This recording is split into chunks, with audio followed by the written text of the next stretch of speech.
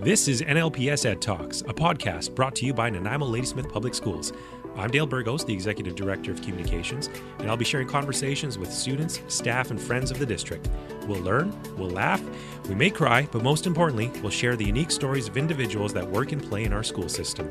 Nanaimo Ladysmith Public Schools is one of many school districts in British Columbia, Canada, and is centrally located in one of the most beautiful places in the world, Vancouver Island. Thanks for joining us. We're here today with Bill Shook. He works in our facilities department for Nanaimo Ladysmith Public Schools. I'm very excited about this. He's been around for many, many years. His family name has been around for many, many years in the district, and we'll get into that in just a moment. Welcome, Bill. Hi, how are you doing? I'm great. How are you? Bill. Good. I'm really happy to have you here. Shauna DeBott, Executive Assistant for Communications, had suggested that we get you in here because something special, a monumental date is coming up later on this month for you, and we'll get into that in just a little bit. But you've been around. You're a fixture. Like I said, the name has been a fixture in the district, and it just made sense to have you here. And you're the first facilities department employee of the district to come on NLPS ED Talks. So thank you. Thank you. Excellent. Okay, so let's go back. Let's start from the very beginning. That's where we always like to talk. And where are you from? Where were you born, Bill? I was born and raised in Nanaimo. I've spent a few years in other cities like Edmonton, Vancouver, and Victoria, but returned home. Excellent. There's no place like home. No place like home. No kidding. Born here. Now, what school did you go to? Elementary? Okay, I lived close to Westwood Lake, and I went to Mountain View School. Hey, there you go. Which I think back then it was 6 rooms. Oh, wow. Yes. Okay. So it's changed a little bit since then. There was no gym. There was, outhouses. No, there wasn't any. There's no outhouses. No power. Power. Oh, come on, Bill. Wood stove. Yeah. Right. No, it was a 6-room school, but in grade 3, I believe, I had to go. We were moved to the community hall because there was too many students there. Wow. Okay. And we spent a year there. Okay. So. Now that school that's there now, did they just add on to that? Do you recall, or was that knocked down and a new one was built? No, they added on to it. Okay. So it's way bigger than it was. It's Yes. a completely different school, and it didn't have an inner courtyard. That was outside at the time. Okay. And it's 4 times as big now. Wow. Okay. And was that a K-7 school still? Yes. Okay. Always Yes. been a K-7 school. Excellent. And then what about high school or junior high school? It was junior high, and it was at Wellington. Oh. Yes. Okay. So the Circle. Yes. No kidding. Yes. The Circle. Yes, that's right. And you were there from grades 8 to 10. 8 to 10. Okay. Yes. And then of course NDSS. NDSS, like everyone else, right? Yes. In Nanaimo. With the for many years. 1850, I think, were at the school at the time Is when that I the graduated. size? Yeah, That was your graduating class? No, that was Oh. half. About 900 students graduated that year. I can't believe that. That is a massive graduating class. Yes. I could just imagine the graduation ceremonies and everyone having to go through all the names. Is that what they had to do? They named everybody. Everyone had to walk up, get their diploma. Yes, they did. It took 3 or 4 hours to get through, and it was hot. And yeah, and the photograph of everybody. We just had our 40th. Okay. And the photograph, I had somebody come up to me and say, "Where were you?" And I knew where I was because when it was such a massive amount of people, it was done in 2 tiers, 2 photographs, and I looked up to see what letter I was under, so I knew here I am. Oh wow. Okay. And that year was what? 1978. Oh wow, that's fantastic. Okay, so you and then you graduated NDSS. What did you do after that? Went to work at the mill, Harmac. Yeah. Oh, there you go. Yeah, okay. Yeah. A lot of people worked for Harmac. At that time, almost 1800. Wow. It was a huge mill. Okay. Yes, it had a lot going.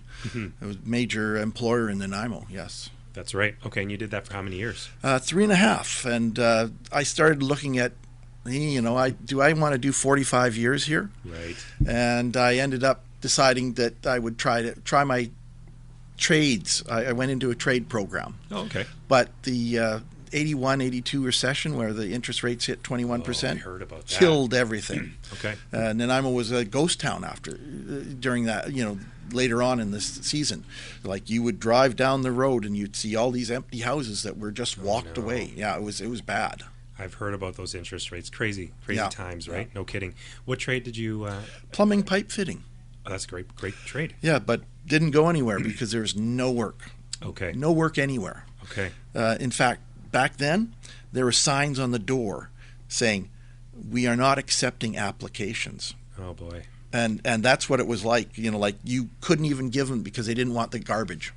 Wow. Yeah. Okay. And it was actually a fairly depressing time of the to be a young man able to work and there was nothing to do.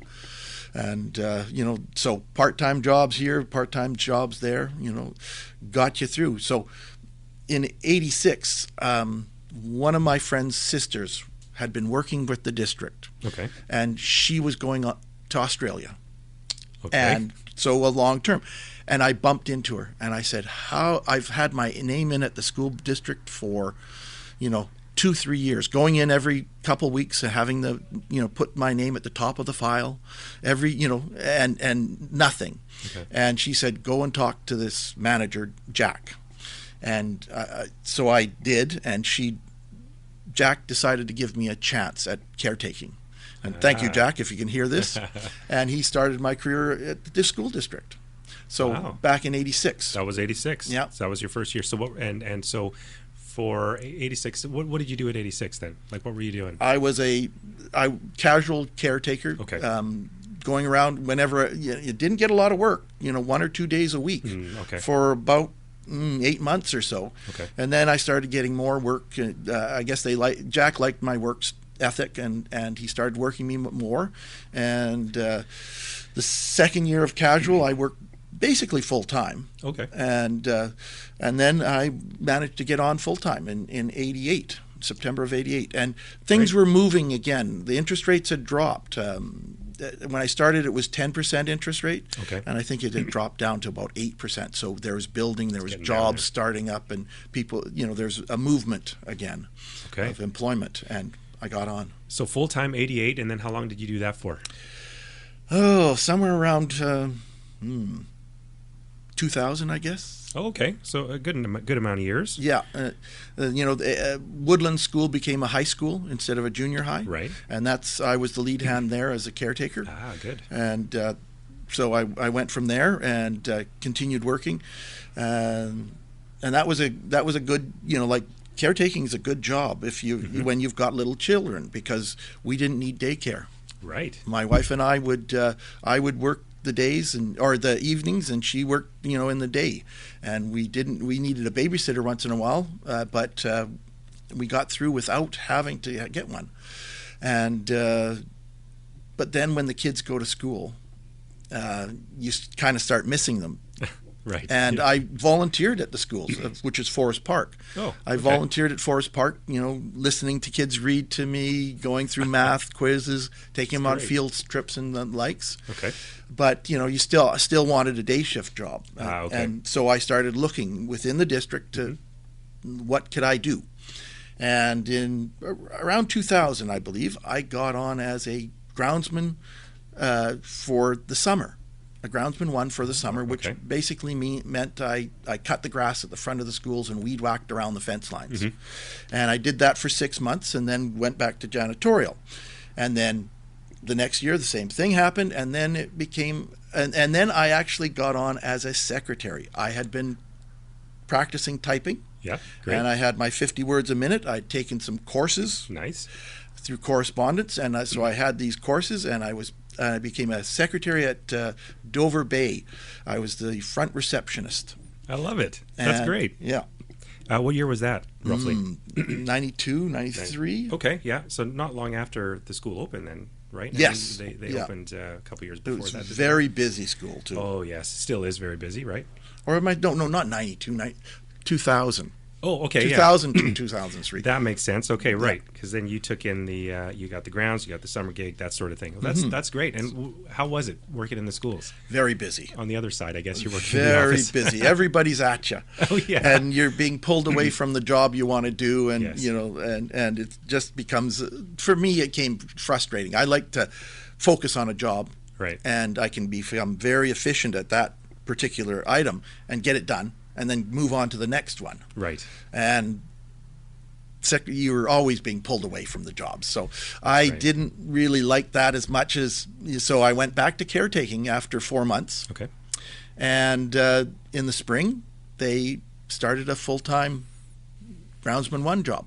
So Okay. wouldn't have to go back to caretaking. I got that job because of my experience on the grounds, and I did that for about 4.5 years, I think. Okay. And then I got on as a stores keeper. Oh. Yeah, and I was just Okay. it was just, like I looked at the jobs and thought, well, what else can I do? And stores keeping seemed like a job you could do for a long time. Grounds jobs are good, but they're Right. physical. Oh, yes. A lot of physical work involved in them. Right. So I became a groundskeeper or a stores keeper, and they after 2 years they decided to get rid of it. Oh, no. So Now, before you go on, Yeah. for those that don't know what a storekeeper is, what is a storekeeper? I would order up the paper goods, the pens, the pencils, the anything that was needed in the schools that the secretaries would need, Right. and we would buy it in bulk. Ah, So we'd get a great price on it, and then it would come in, and then because we have couriers that deliver the mail and stuff, they would also deliver the goods that were wanted by the school. Okay. So the construction paper, and so that was but they basically looked at that and said, we've got these contracts, we can go out and have them delivered directly to the school and skip the middleman, Right. which was me, which was unfortunate because I still think you get a better price when you order up 10,000 pens or than to order up 1,000 pens and 3 or 4 times a year. Right. So, Yep. Exactly. Okay. Thank you for explaining what a storekeeper is. Yeah. So then, after that, after that, now that was a tough time because where am I going to go? I have Right. your job's being taken away, and you have to use your union seniority and Right. bump somebody. But there was an open groundsman 2 position, okay. and through the union and Pete Sabo, they decided, Pete let me become the groundsman 2. Okay. Which I needed to have a Class 1 driver's license. Oh, so okay. they gave me 6 months to get it, and I got my Class 1. Good for you. Yeah, so, and became a groundsman 2 for the last, 14 years or something like that, or 12 years. And that's what you've been doing? Yeah, and that's what I've been doing, yes. Wow. Okay. What's a Class 1 driver's license? That's a semi-driver. Wow. Yeah. Okay. And we don't have any semis here. I was just going to ask. Yeah, if no, you we're had no any. semis, but we have our 5-ton trucks, and if we put a Right. trailer behind them, you have to have your air brakes and the trailer endorsement, the Okay. Class 1, so that you can drive them. And you're looking at a 50, 55, 60 foot length of vehicle, so Right. you need to know what you're doing. Very, very, very true. No kidding. And I mean, those of people are listening right now. They won't see the shirt that you're wearing, but I'm going to take a picture, and it goes really well with what you do on a daily basis, and with the weather that we're having right now. It's a Hawaiian shirt, right? Yes. You've got some palm trees on there and some parrots from the looks of it. This is actually a Tom Selleck shirt. Is it really? Yes, my wife got it for me no. as a Christmas present. I love it. It's very comfortable, and when I'm off, this is what I wear.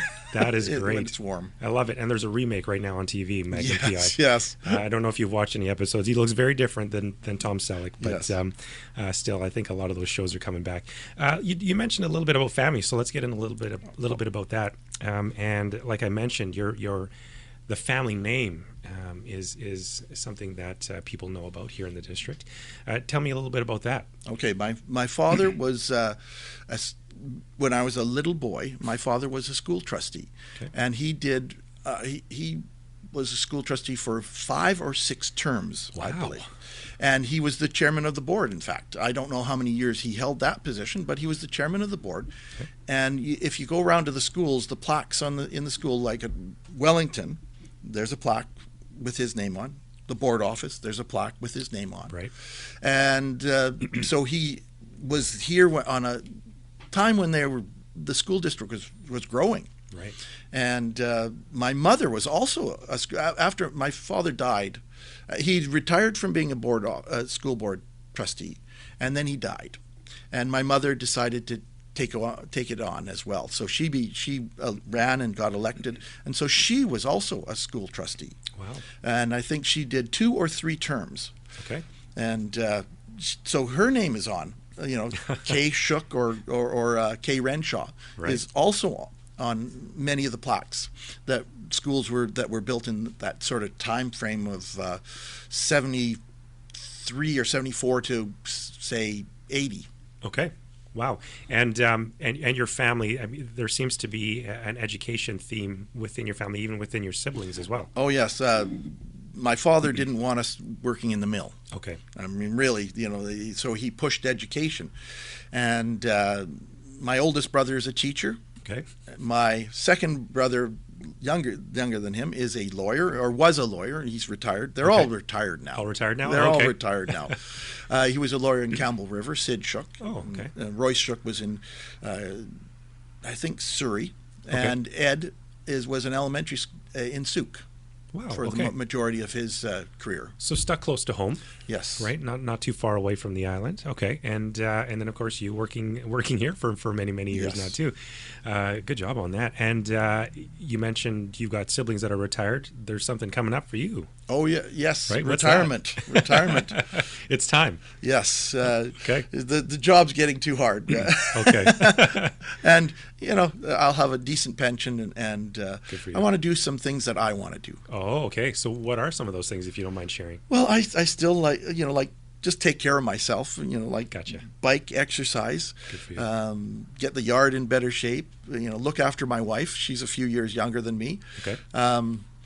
I wouldn't mind to maybe go in a chess tournament one day. Really? Yes. Yeah, this is interesting. Okay. Yeah, I'm a little bit fanatical on the chess. I've played it for years. Okay. When they started getting the internet in, Yes. and we got high-speed internet, I started playing online. Playing people all over the world, right? Everywhere on the world. Yes. Wow, how exciting. Yes, and you get all sorts of people that you play. You don't know who they are, but Of course. you can talk to them a little bit. But most of us are interested in just playing the chess. Of course. And, you think about chess, it's an old game, but, the first move, you have 20 choices for the first move. After that, it expands. Right. You get more and more choices that you have to decide on.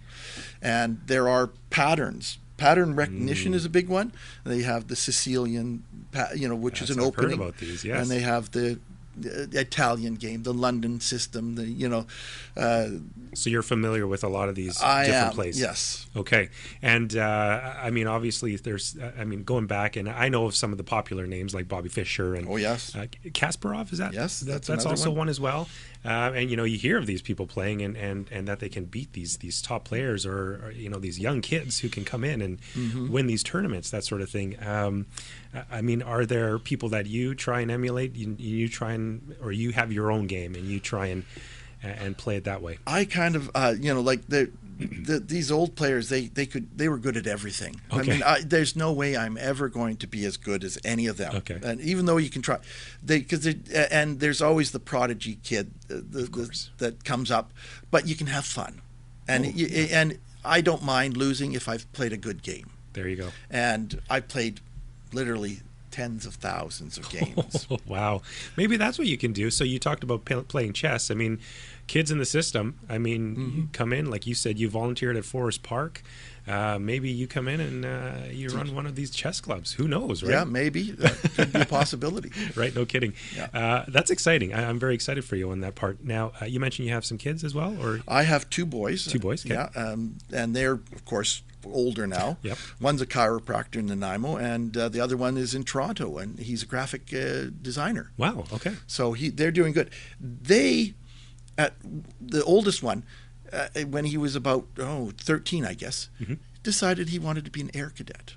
Okay. And that was totally, why would you want to be ordered around by somebody? Okay. And eventually I asked him that, and he said, no, Dad, I don't get ordered. He said, yes, you get ordered around, but you learn your skills and you move up, and then you get to order them around. Yes, you do. And he wanted to be the top man. Wow. The warrant, what was it, Warrant Officer 1 or whatever. Okay.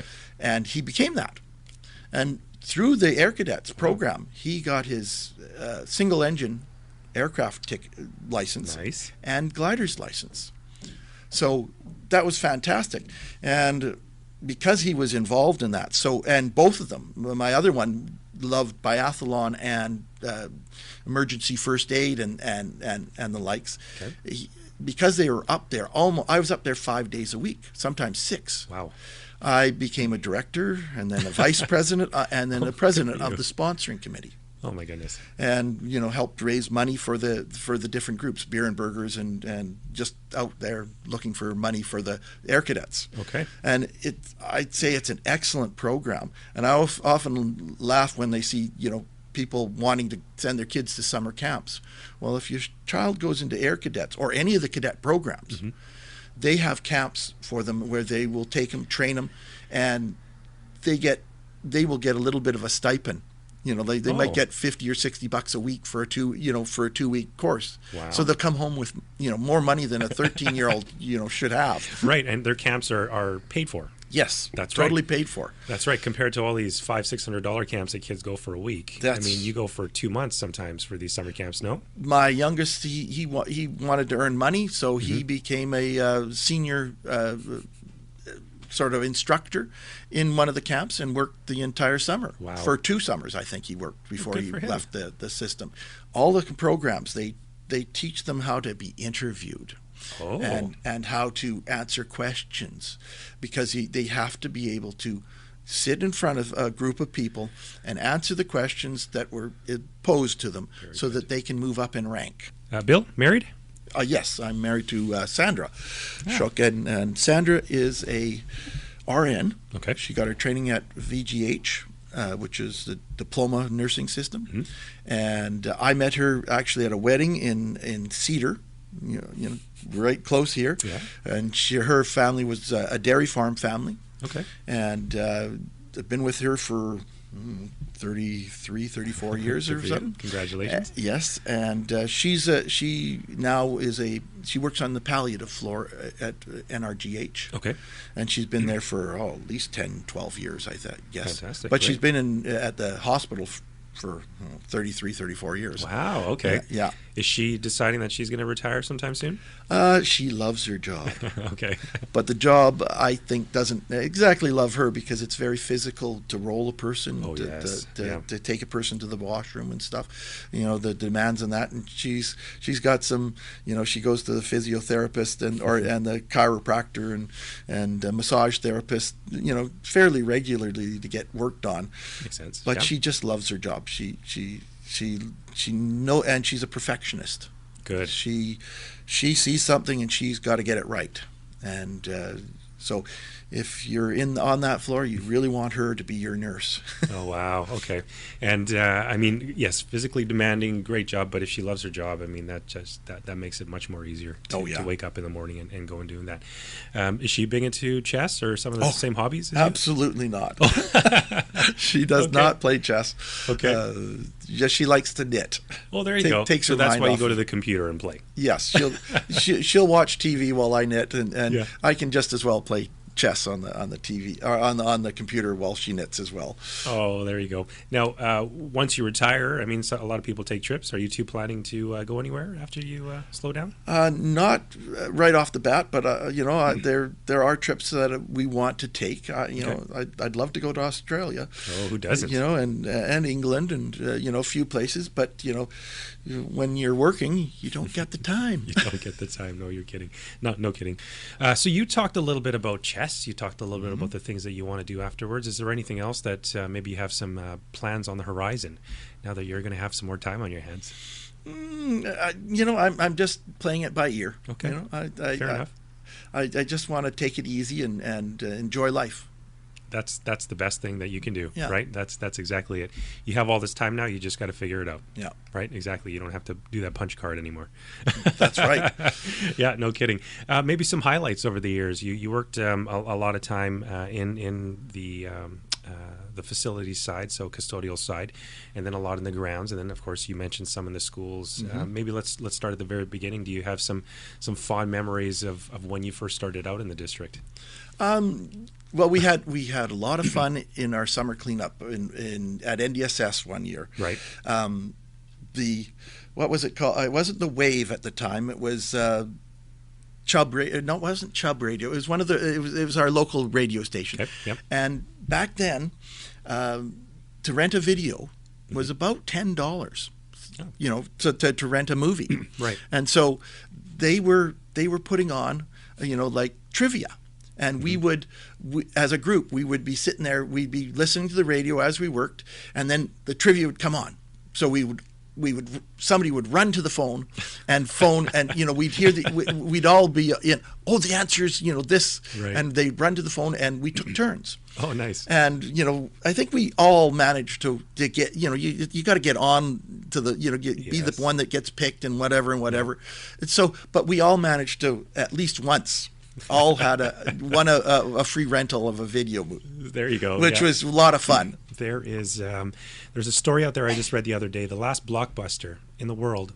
Oh yeah, is in Oregon. Yeah, and it's fascinating how it's changed just even in the last 10 years. Right, really, it has changed quite a bit. I love that story.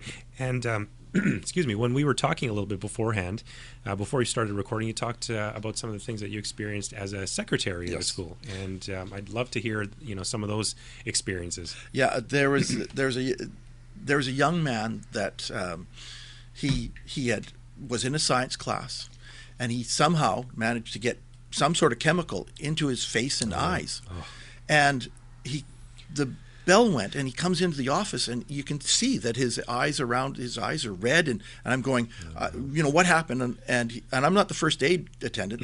He's somewhere else. And he said, I got this chemical in my eyes. So I immediately rushed him to the sink, which has an eye wash, and put him into it and had it turned on. I said, where did this happen? He says, in my class. I said, your science class? Yes. I said, why didn't you put your your face in the eye wash there? I didn't want to get in trouble. Oh, no. And it's like, poor kid. You'd rather lose your sight than get in trouble. Like the fear of the teacher at this point was too, he'd misbehaved and he was in trouble. So, okay. But still, I mean, you got to, but kids are like that, right? Of course, right. And then there was another young man that he had passed out. So very serious, so they said, we want you to watch him before his parents are coming. And I go, okay, so I'm talking to him, and they're thinking something serious, like an epileptic fit or some sort of neurological problem.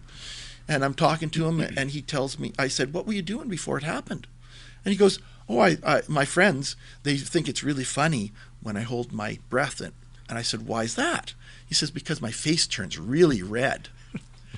And I'm going, your face turns really red. Were you doing that before you passed out? Yes. So I know he just held his breath too long. Oh, no. So I had to go tell him, and he was fine. Of course, right? Yeah, it's the body shutting down, just so it needs oxygen, right? So yeah. There you go. Oh my gosh, I love those stories. I think those are funny yet really interesting in kids, right?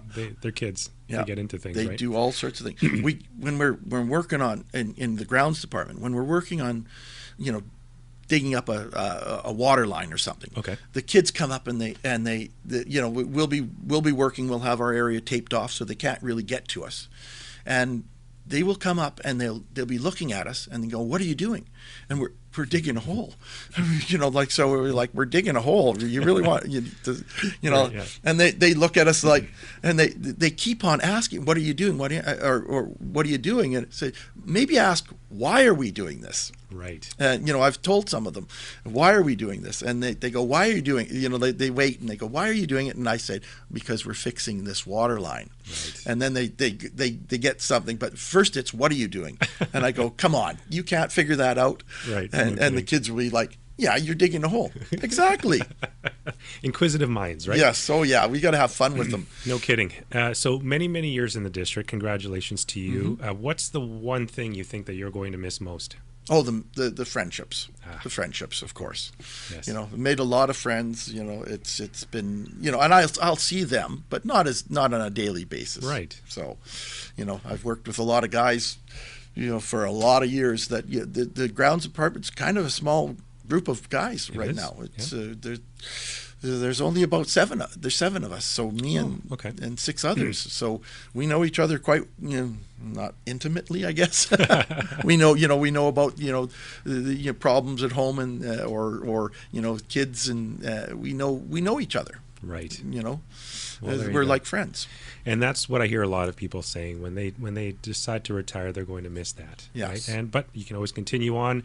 There's always sitting down and enjoying the weather after Yeah. work. Well, when they're still working, you're going to be retired. Yes. Yeah. And you know, I've told people to me it's like when you got out of grade 7, and the last day of school, you walked out, and your life changed. You're going to go to junior high, Right.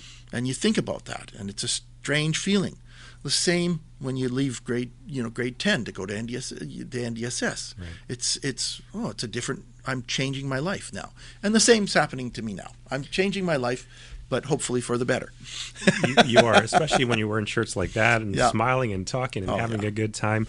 You definitely have the gift of gab. I'm sure we could talk for hours and hours here on the podcast, but I think we got a good taste of who Bill Shook is, and thank you so much for sharing your story. I think it's fascinating, and I mean, I thank you for all your years being here and keeping things looking good in all the grounds. I mean, you all do such a great job, so thank you. Thank you, Dale. Bill, you have yourself a happy retirement. Thank you. All right, you take care.